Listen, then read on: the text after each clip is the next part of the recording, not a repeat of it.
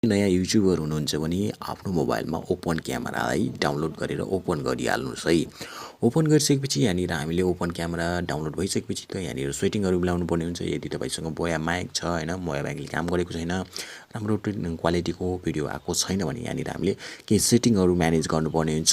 त्यसको लागि यहाँनिर सेटिङको अप्सन छ, त्यो सेटिङमा क्लिक गर्नु होला। सेटिङमा क्लिक गरिसकेपछि यहाँनिर हाम्रो के छ भनेपछि क्यामेरा प्रिभ्यू भनेर लेखिएको छ। यो क्यामेरा प्रिभ्यूमा तपाईले क्लिक गर्नु होला। क्यामेरा प्रिभ्यूमा क्लिक गरिसकेपछि यहाँनिर डाउन आउनु होला। तल आइसकेपछि यहाँनिर हाम्रो देख्न सक्नुहुन्छ सो अडियो लेभल म्याटर भनेर लेखिएको छ। त्यसमा तपाईले टिक लाउनु होला। यसमा टिक लगाएर के हुन्छ भने अहिले म एकैछिनमा भन्ने छु र ब्याक आउनु होला। लगाइसकेपछि ब्याक आइसकेपछि यहाँनिर देख्न सक्नुहुन्छ भिडियो सेटिङ भनेर लेखेको छ। भिडियो सेटिङमा क्लिक गर्नु होला। भिडियो सेटिङमा क्लिक गरिसकेपछि यहाँनिर तल आउनु होला। तल आइसकेपछि हाम्रो यहाँनिर अडियो सोर्सेस भनेर लेखिएको छ। अडियो सोर्सेसमा क्लिक गर्नु होला। त्यसपछि हामीले माइक काम गरेको छैन भने यहाँनिर हाम्रो के छ भने यहाँनिर इन्टरनल माइक भनिएको छ। तपाईले यसमा क्लिक गर्नु होला, मतलब यसलाई सिलेक्ट गर्नु होला। ओके, यहाँनिर यसो सिलेक्ट गर्नु होला। सिलेक्ट गरिसकेपछि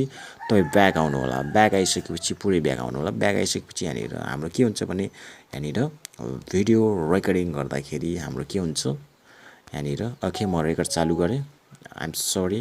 यसरी रेकर्ड गरिसकेपछि तपाईले सजिलोसँग तपाईको माइक पनि काम गर्छ, तपाईको राम्रो क्वालिटीको भिडियो पनि आउँछ। यसरी तपाईले दुईवटा सेटिङ चाहिँ अनिवार्य गर्नु होला ओपन क्यामेरामा। Thank you so much.